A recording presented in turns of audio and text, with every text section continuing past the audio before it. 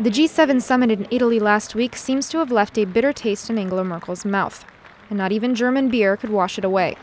At a campaign rally on Sunday, the German Chancellor revealed her vision for Europe's future. The times in which we can fully count on others are to some extent over, as I have experienced in the past few days.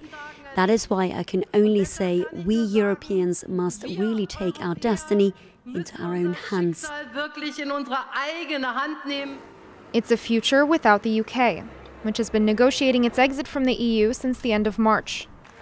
Merkel also suggested that Europe could no longer count on another longtime ally, the United States. At last week's G7 meeting, US President Donald Trump continued to distance himself from allies, particularly on the issue of climate. In an unprecedented move, the US did not sign a joint statement made by all 6 other nations, reaffirming their commitment to fight climate change. On Saturday, Trump tweeted that he'd decide in the coming days whether to pull the US from the Paris climate deal. The US president's apparent indifference towards European allies was palpable during his first foreign trip. During a speech by the Italian Prime Minister, Trump appeared not to be wearing a translation device. Earlier in the week, Trump gave a speech to NATO allies where he made no explicit reference to the US's support for Article 5, NATO's mutual defense guarantee. For Merkel, that means Europe must now decide how to navigate in the era of America First.